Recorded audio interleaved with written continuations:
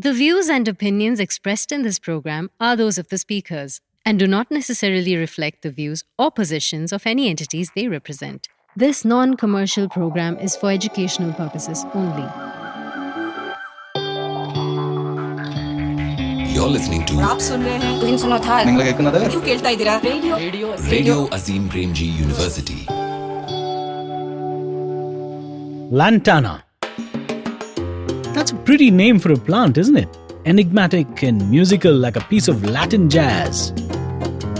But say that name to any conservationist and you're likely to get a frown or a sharp glare. Or in extreme cases, maybe even a cuss word. Because Lantana is a controversial plant. And why is that? Dutch explorers in Central and South America fell in love with Lantana. You see, Lantana has these clusters of attractive pink, red and orange flowers that look like miniature wedding bouquets. And they have a fresh, spicy, almost peppery kind of scent. So these explorers, they collected a few plants and brought them back with them to Europe. And back home in the Netherlands, they planted Lantana in a garden alongside some of their other favorite flowers like tulips and crocuses. Those pretty flowers, I tell you, those pretty flowers seduced pollinators like bees and butterflies. Birds, the birds just loved the juicy blackberries and they ate them and dispersed the seeds along with their droppings. And that's how Lantana became a globetrotter, traveling far and wide. In a matter of decades, Lantana spread to about 50 countries on 5 continents. And then, with a little help from humans who were dazzled by its beauty, it spread even to remote islands like the Maldives and Philippines. Let's come round to India. In India, it was brought to Goa by the Portuguese around 200 years ago. And soon, it escaped into the Western Ghats and then just kept on going wherever forests were cleared for cultivation. If you look around today, it's really hard to find a place in India where Lantana does not grow. Over to Richa and Madhuri. So when I go to buy vegetables, the first thing I look for, probably like most people, are the usual suspects, right? Aloo, tomato, gobi, onion, right? These are the kinds of things that get used every day in our kitchens.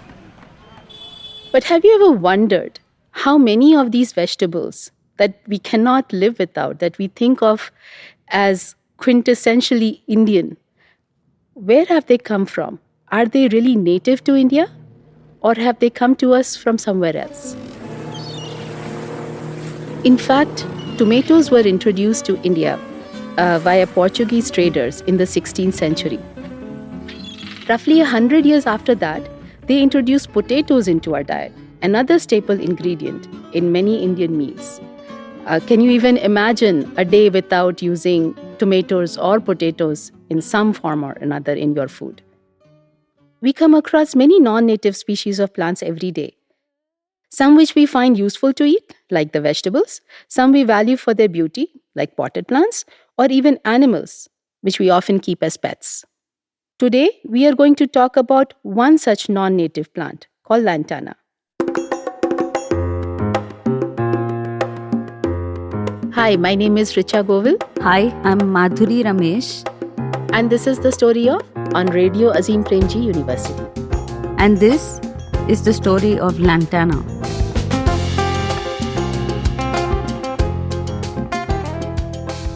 You've probably seen it, even if you don't know the name. It has these tiny, pretty flowers, clusters of flowers. You might see it growing on the roadside, especially if you are at borders of national parks or forest. It's about 4 or 5 feet tall, a bushy plant.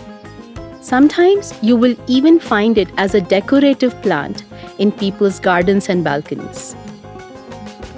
In fact, my earliest introduction to the plant Lantana was when I was a child. I remember this family trip to the Corbett National Park. And in those days, the safaris were on elephant backs. So I remember riding this elephant with my parents, grandparents, my brother, and my father pointing out to the side this one plant that I could see with these beautiful flowers. And he said that its uncontrollable spread would displace many native species of plants in the forest. I remember looking at the plant with its pretty and distinctive flowers and imagining a whole forest full only of lantana bushes. Fast forward 4 decades. Today, any national park you visit, it's very easy to spot lantana growing everywhere. So, lantana, aloo, tomato, gobi, what is the connection here? I have invited today Madhuri Ramesh from School of Development at Azim Premji University to tell us more about this. Hi. So let's talk about lantana. Does it really spread very fast? Yeah, absolutely. Lantana has a pretty villainous reputation in forest areas, and that's because of how fast it spreads and how quickly it takes over the entire place. It's considered an invasive species, which means it is a plant that enters a landscape through human intervention, and then it begins to take over the entire area and competes with native plants for sunlight, water, soil nutrients, and gradually but definitely pushes them all out. It spreads really fast because its berries are very attractive to fruit-eating birds, like bulbuls, for example. They eat the fruit, and then as they fly about, they excrete the seeds and they end up spreading lantana over a huge area. So how did lantana come to India? Do we know? Well, we know a little bit about its history. So, for instance, we know that a pastor took a potted lantana to his garden in Coorg, and then he liked it very much and tended over it carefully, and somehow it gradually crept out of his garden and into the wild. And in about 10-20 years, it became a really common plant in the fields and the forests in Coorg. And in fact, we have records of British forest officers noticing this pretty plant in the beginning and saying, oh, pretty flowers like all of us do. And then within 10-20 years, they're writing an absolute horror about how it's taking over the grasslands, it's, competing with native species. And they start feeling concerned that it might actually be an invasive and that those pretty flowers are actually quite problematic. So what I mean when I say something is an invasive plant, that lantana is an invasive plant, is that, as I said in the beginning, it is something that is introduced into a landscape by human activity. It's not through natural dispersal such as, birds or the wind or the water carrying it into a landscape. And the second thing is that invasive species are often fierce competitors. So they are able to take up the nutrients from the soil, the sunlight, the water. They harness all of that in their favor and they start to grow faster and faster. While species that are actually native to that ecosystem, that belong to that landscape, are much more slow growing and so are left with no nutrients, not enough sunlight, and they slowly wilt away. They literally wither away. And so this species then becomes the main thing that you see when you walk into that area. It finally, pushes out everybody else, and that's why it's called an invasive species. So if it is not native to India, where did it actually come from? The lantana plant is actually native to Central and South America. It's, it belongs to places like Mexico and Brazil. It grows in those warm climates and it can grow well even in poor soil. But it also has a long history of cultivation because the European colonizers who first went to the New World found it a very attractive plant and they carefully brought back specimens to grow in little pots in glass houses and they planted it in their gardens. And all of this was very common around the 1800s. And then, in fact, we have historical records in India which tell us that lantana was brought by the British East India Company employees, and this came in between 1800 and 1900. In fact, one botanist at the Ashoka Trust for Research in Ecology and the Environment has found records which specifically mention that the lantana was planted in Bengaluru's Lalbagh Gardens in 1857 when the British annexed Tipu Sultan's territory.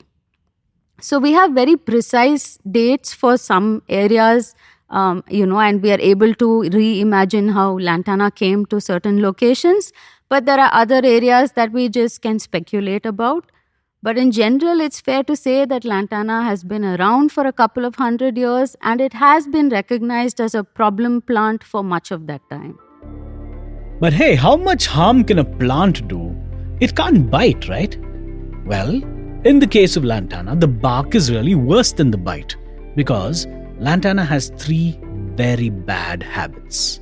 One, it is an aggressive competitor and colonizer. It spreads quickly and occupies cleared farmland and deforested areas by growing faster and more densely than native shrubs and bushes. Now, the second point is, we can say this at the risk of sounding dramatic, lantana is a bad team player. Hear that again. Lantana is a bad team player. Once it occupies the land, it prevents other plants from sharing that space. Sinister, right? How does it do this?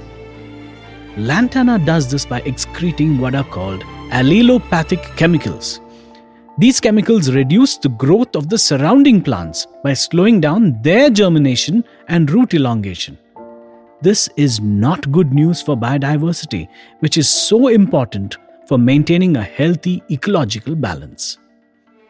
Point 3 is that lantana is toxic to grazing animals.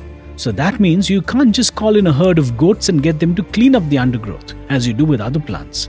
And pulling them out is both hard work and highly expensive to do. So most people just let lantana be. Back to Richa and Madhuri. And what can be done to eliminate the plant, right? So once it has spread to a broad area, what are the kinds of things that have been tried? Well, people have literally taken an axe to lantana. They've tried cutting it down. But these thickets are very difficult to cut down because they're thorny and they are also in very dense tangles. So what happens is, as you cut the thicket down, the root simply puts out new stems and then it grows back really fast.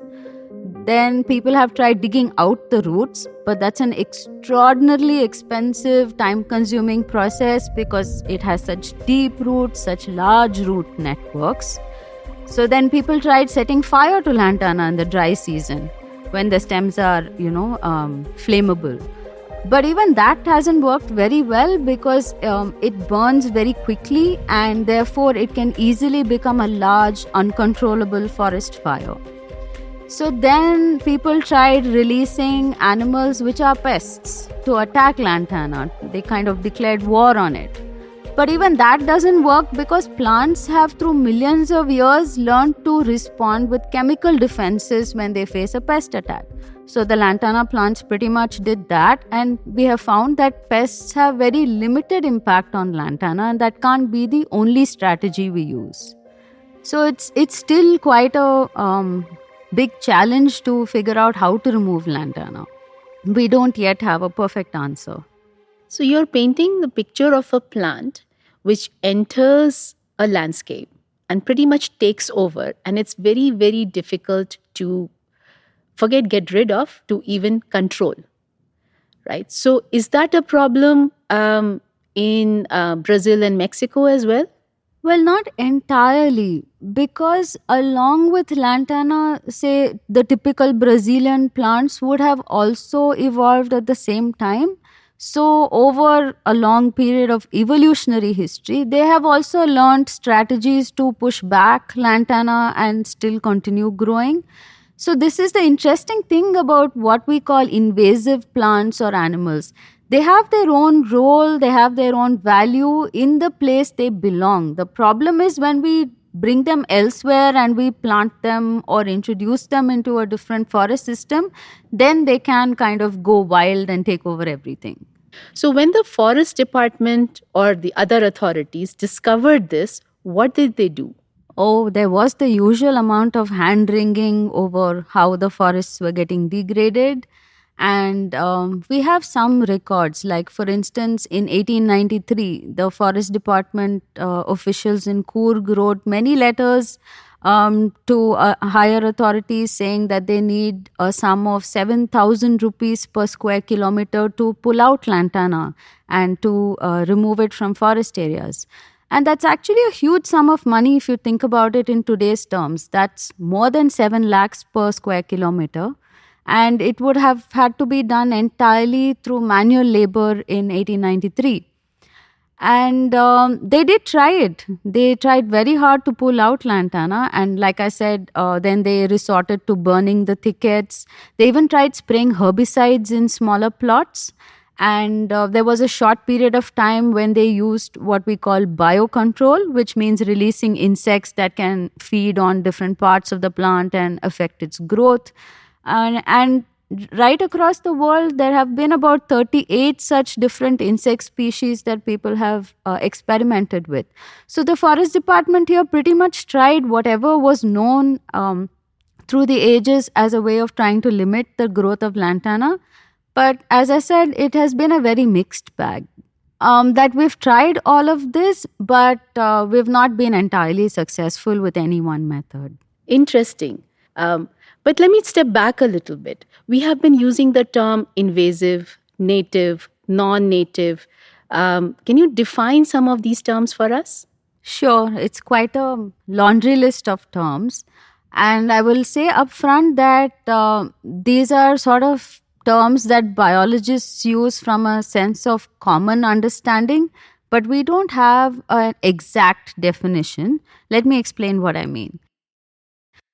When I say native species, I mean that these are plants or animals that have for a very long time been part of a particular region or been part of a particular ecosystem. Now, do I have a specific cutoff date that they're native if they are there before 1700 or non-native if they came after 1700? The answer is no. So it's quite an arbitrary way of using the term. But like I said, biologists in general have a shared understanding, so we know what the other person means when they say a plant is native or non-native. A related word is alien or exotic. Now, these are interesting words because non-native plants that we don't like or that we don't see value in, we tend to dismiss as alien, but they're not from Mars. And things that we are attracted to or we think there is some value, we say exotic. So these are really very subjective labels. And the plants that are absolute nuisance plants and that destroy existing ecosystems or species or biodiversity, those plants and animals we call invasives. So lantana probably started being thought of as exotic and pretty quickly became invasive. Exactly. Can you give examples of other species of plants which are considered invasive species? Oh yeah, sure. So for instance, another notorious example is Prosopis juliflora, which is known throughout North India as Gandha bawal. This is another thorny plant and it can grow again in a range of ecosystems. It spreads really fast because not only is it a hardy plant, but its pods and seeds are very attractive to livestock. So as the livestock consume the pods and they disperse the seeds in the dung, they are actually helping the plant spread all over. This Prosopis tends to deplete soil and groundwater. Again, it chokes off the growth of other species. So this is also a clear case of an invasive species. And I just want to mention that it's not just plants that can be invasives. Animals can also be invasive species. And sometimes it's the most unlikely animals that can be invasive species. So for instance, we usually think of cats as small, furry, sweet animals. But they are actually deadly predators. And there are many, many documented cases of how stray cat populations have hunted out native birds and animals, especially in island countries. I'll tell you a very quick story about a particularly infamous cat. This cat's name was Tibbles, and it lived in a really tiny place called Stephens Island, which is off the coast of New Zealand. Tibbles belonged to one of the lighthouse keepers who lived there. His name was David Lyall, and in fact he was a very keen bird watcher. And he found that in the time that he was posted there, that his cat kept hunting small birds and affectionately bringing it to him and leaving it on his front door mat. And because he was a birder, he was very curious. He tried to identify the species, found that he wasn't sure of what it was, but he was getting many of these little birds from Tibbles. And he eventually sent a whole bunch of specimens to the museum in the main island and asked the scientists there to tell him what it was. It took them almost a year to figure out that this was an entirely new species to science, and they in fact named it Lyall's wren in his honor. And by the time he got that information, the story is that Tibbles had hunted out every last wren from that island. So it was a tragic irony that by the time you knew what bird it was completely wiped out by this furry little cat. Furry little cat. Cats do catch rats, but they also have other things on their minds. All was well as long as the cat stayed indoors. But then, humans, they're such adventurers and travelers, and when they made voyages to distant places, they liked a little company. And who would be on the boat with them? Cats. Cats hopped onto the boat with them, and the tragedy is that they also hopped off the boats. On remote oceanic islands like New Zealand and Australia, animals and birds had evolved in the absence of large carnivorous predators. So they were easy targets for the sharp fangs and vicious claws of the house cat. Now our little cuddly cats seized the opportunity and started spending more time outdoors in this rich and bountiful land where they could revert to their wild instincts and hunt for their food. Even today, all over the world, feral cats, that is, house cats gone wild, are the biggest threat to wild birds and animals. In New Zealand and Australia, feral cats have a price on their heads, and you can earn some pocket money for shooting one. But it's going to take a lot of bullets and reward money before the last feral cat is put down. Until then, birds will continue to be endangered. With that thought planted in our minds, let's get back to our friend, Lantana. So let's ask another question. Do all alien plants create a nuisance? Conversely, are all native species useful? Earlier I talked about potatoes, tomatoes, gobi. Should we consider them alien or invasive or something else? Now we're moving from ecology to philosophy. Well, we use these labels from an entirely human perspective. So it's a pretty instrumental way of classifying biodiversity around us. Speaking of which, let me add another example to this point about how species may be non-native but also non-invasive. There's a beautiful anecdote in the Baburnama where when Babur is feeling particularly homesick at one point and he is camped somewhere on the banks of the Indus, an emissary comes from his homeland in Andijan, Uzbekistan, and the emissary brings a ripe muskmelon to the court and he cuts it open in front of the king and offers it to him as a gift. And Babur says he had tears in his eyes that morning because he felt so homesick when he smelt that ripe melon. And in fact, he says the gardens and the fruits of Hindustan are very barbaric. He doesn't think much of the mangoes we have. He feels they lack the refined taste and the smell of a muskmelon. So he's very happy when this person brings him a muskmelon from his homeland, and he calls the royal gardener and orders him to preserve the seeds carefully and to replant it everywhere. So that's in fact one explanation of how muskmelons came to India.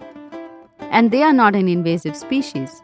So the species which we introduce, which we consider desirable in some way or another, we don't call them invasive. But the ones that are undesirable, they are the ones we end up calling invasive, right? Exactly. It's a matter of marketing. What we like is an exotic, what we don't like is an alien. So if I come back to Lantana, is there any use of that plant? There have been several environmental organizations which have also been trying to find a solution to this problem of lantana choking forests. And they are mainly interested in the social side of this story, which is how does the presence of lantana affect forest dependent communities, right? So, as scientists for many years have found out, lantana chokes up the grasslands, so it affects people who depend on livestock grazing, for instance, or by not allowing forest trees to grow, it affects people who depend on non timber forest produce for their livelihoods. So these NGOs have been working with communities for a while, and then they thought, why not convert this painful plant into something useful that people can sell and make a livelihood out of?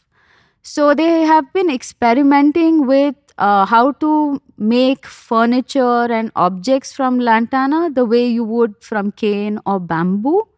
And two organizations in particular have been working on this for quite some time. A-Tree, which I mentioned earlier, and another one called the Shola Trust. They have found that the woody stems of the lantana are actually very strong, so you can make it into furniture, you can make it into bookshelves, tables, all kinds of objects. And from 2004 onwards, they have set up craft collectives in different parts amongst the Adivasi communities and helped them work with lantana as a raw material to make these kinds of things. And helps them earn an income. That's true. So what the Shola Trust and A-Tree have done is to work with these Adivasi craftspeople and make these large life-size elephant sculptures.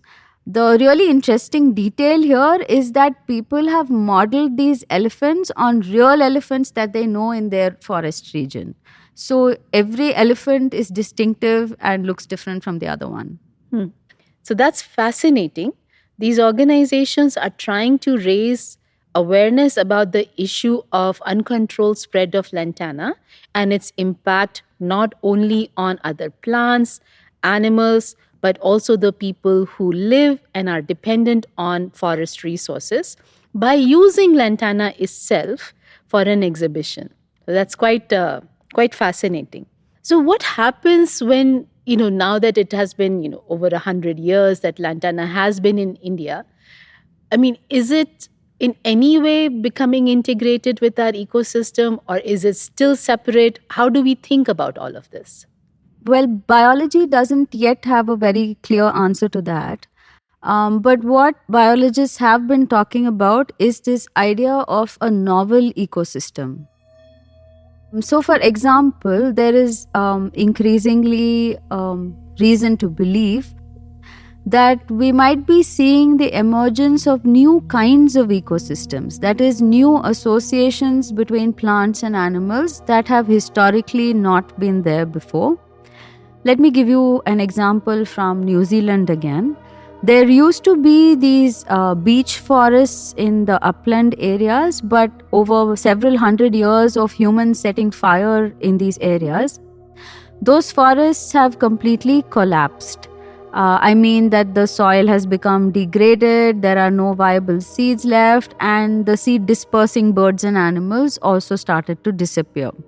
So you might have been, earlier tempted to write off this place and think that it will remain a devastated landscape.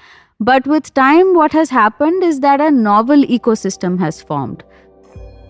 This landscape has now been transformed into a tussock grassland ecosystem, and so there's a different group of plants and animals that are associated with each other and that function as an ecosystem in the same area. So you do have cases where there has been replacement by something completely new, and we call these novel ecosystems. Lantana might well result in the formation of a novel ecosystem in some places at least. So if lantana is taking over forests, it must be affecting the habitats of wildlife, right, in the national parks. So what could be the kind of new ecosystem that emerges? So we might see some birds or small mammals that are able to use lantana thickets instead of, whatever other habitats they were using. Or maybe there will just be a giant forest fire that burns up the whole thing, and then over many years that ash and the dead wood and everything becomes nutrient, and you see a new set of plants and a new set of animals and birds come back. So any of these scenarios are actually probable, I guess. And we would need some very careful modeling to know which one might play out. That's quite something. And it seems that our battle with this invasive species will continue for some time to come. Oh, yes. Lantana is here to stay, and we will need to use as many different strategies as we can to probably control it. So while we have been talking about Lantana specifically, what this discussion has really been about is the nature of different kinds of species that we interact with every day. We could be eating certain food items, we could be using some plants in our gardens, or looking at some wild or domestic animals in our national parks and our homes. And the question it raises is really, what is this definition of native or non-native? Whether native is always beneficial and non-native always harmful. And where we arrive at is this idea of new kinds of ecosystems which are emerging as a result of human action and activities, and where new relationships between these plants, animals, and humans are being formed. So that's it. Thank you very much. Thank you, Madhuri.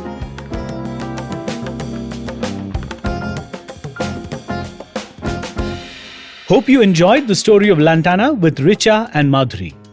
My name is Bijoy Venugopal. I write the content in our show notes and on our website. Do a quick Google search for Radio Azim Premji University, that is Radio Azim Premji University, and check out our shows. Subscribe to us on YouTube, Spotify, Apple, Amazon, and more. Enjoy listening.